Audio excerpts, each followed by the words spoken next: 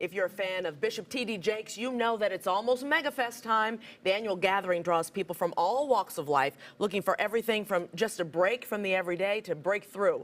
Now this year, the Dallas-based convention will include some of the nation's most powerful pastors, and two of them are from Chicago. We're grateful to welcome Bishop T.D. Jakes, along with Chicago's very own Pastor John Hannah of New Life Covenant Church, and from Living Word Christian Center, Dr. Bill Winston. Thank you all for coming. It's a pleasure. Really appreciate it. Are you excited? MegaFest is coming. We are very excited. I'm very excited. Oh, yeah, and it's going to be in your hometown, Dallas. Yes, it's going to be in Dallas, Texas. What can people expect this year? You know something, if you've never been there before, it's kind of hard to describe. It's kind of like old-fashioned camp meeting meets Disney World. Really? With a touch of essence. You know, wow. So if you could describe it. It's very eclectic so that we can really reach a wide array of people. You've got spiritual components to it. You've got entrepreneurial classes and trainings and opportunities that are very unique. I'm going to be entertaining. We've got everybody from Bishop Jackie McCullough, who's going to be speaking, to President Sirleaf, the first black female president in Africa, empowering women and talking about women entrepreneurially and business-wise. So it's a wide array. Comedy shows. So if you're not real religious, this could be for you too. Yeah, anybody. It's a family thing. We are, and you know, not all of our families are religious at the same time. Right. So at the same time, we all got a cousin Bobo somewhere. so we want to have something that families can do together, and all ages. Single mothers can bring their kids. We want to help influence those young men and those young women. We've got robot classes where the kids are going to build robots. We're trying to get them interested in the science again, so that we can have some more hidden figures, more than a movie. Yes. If we don't train them and direct them toward science and arts, they will not go there. So we are using our bully pulpit to really deal with the totality of the human experience. And Bill, we know that a lot of folks from Chicago go, right? Yep. What draws them there? Well, personally, for me, I'm going to be talking in the men's empowerment session. And we're going to be talking about leadership and how to lead through influence, which is one of the best ways to lead. Because, you know, you can say, you know, do as I say, do and not as I do, that kind of thing. But how about just leading through influence? And I think people from Chicago are coming because they, again, have a lot of venues that they can go to and visit and be empowered. But I want to especially get to these men. I want how to raise these families, how to really cause the gifts to come out in us that are really deep down in us that can really turn cities around. Pastor Hannah, is that something we need in Chicago right now? Most definite. We all know what's going on right here in our city. And I believe that Chicago is called to MegaFest to minister to our family, but at the same time, give us an opportunity to cry out for our city. And you say cry out for your city, and Bishop Jakes, you've heard it. You've seen it all across the nation, the country, even the world. They're looking at Chicago right now because we're having a big problem with violence. You're having a big problem with violence here in Chicago. It has hit national news, but we also have a lot of that in Dallas as well. I was in Namibia and listened to the First Lady of Namibia deliver a speech, and it could have been Chicago. We are seeing a global crisis where there is inequity in regard to education as it relates to opportunities and employment.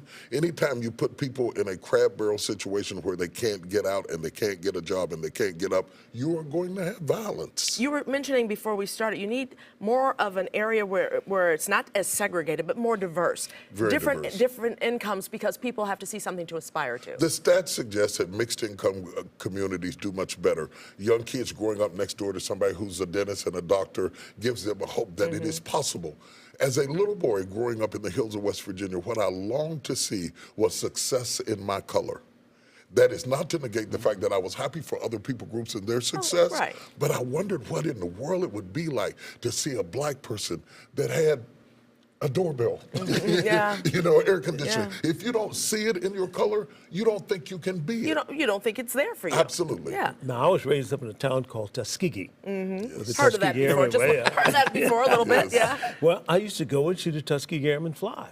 And I ended up being a fighter pilot. Really? Sure, because you see somebody of your color. We knew people could fly. Somebody like you Somebody is like doing you it. that you could identify with. I know, Pastor Hannah, I'm sorry.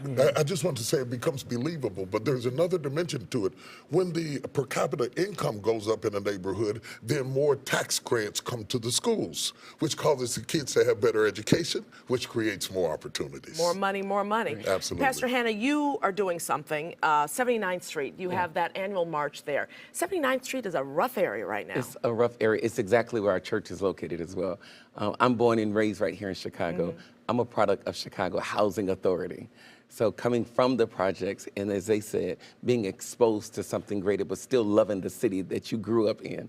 I refuse to leave this city. I love this city. So I am determined to stay here and do my part to change some of the violence that is in this city. So we literally put the flag in the ground and said, we're not leaving, and we're going to declare and believe that prayer works and also bring some resources into this community. How many people come out to your marches, you think? Last year, we averaged close to like 2,500 people. We go 2.5 miles down 79th Street to pray for our city.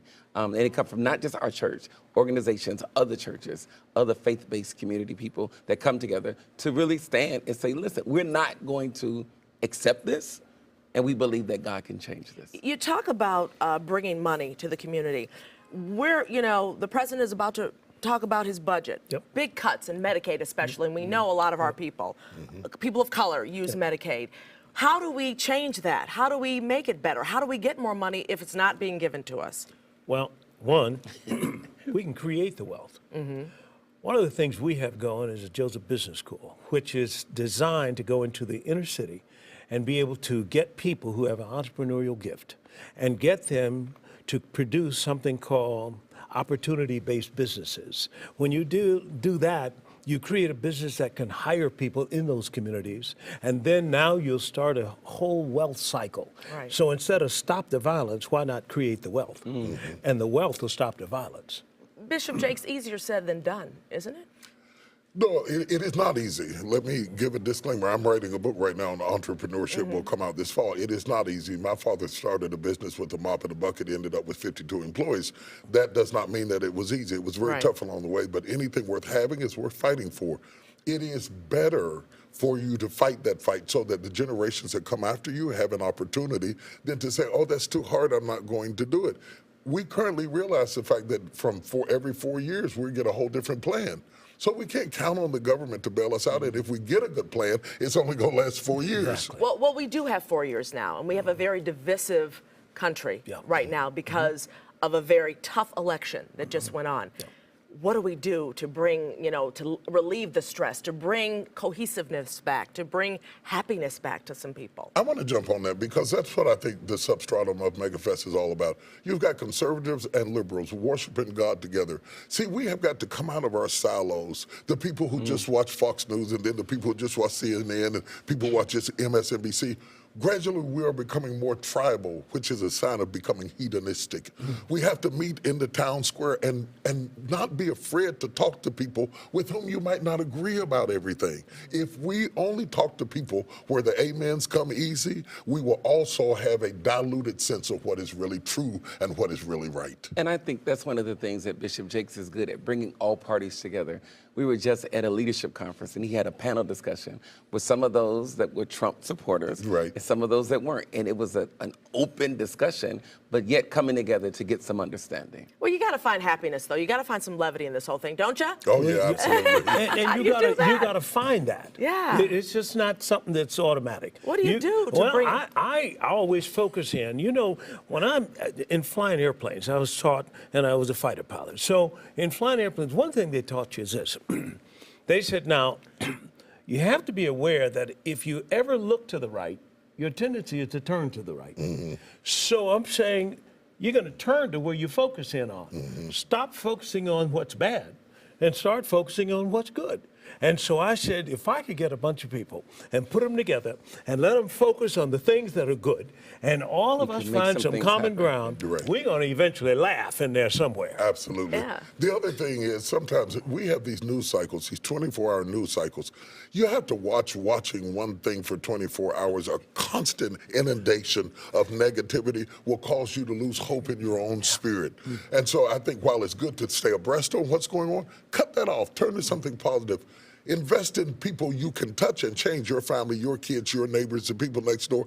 I don't know whether we can do anything about Washington or not, but I can do something about the neighbor across the street. And you can watch Jumping the Broom because I love that movie. Can you bring another one back? please? I want to. I know, We're I working on love that something right movie. now. Oh, really? Yeah, we're working on a movie on Lifetime, the story of Antoinette Tuff. Okay. The Is black it hero. happy? Yes, we're in the process of doing. You know, this is the black woman in Atlanta that talked down the guy that was going to kill all of those kids. Well, her name is Antoinette Tuff. Right. We're doing her story, and we're going to do it for Lifetime. We're very excited about it. I'm excited about it too. Thank you guys for coming in. Have fun at MegaFest. Yeah, It's going to be amazing. We will. Y'all come on down. It's going to be amazing. It is June 28th through July 1st in Dallas, Texas, nice and hot. For more info, check out megafest.org and tell us about this Chicago code.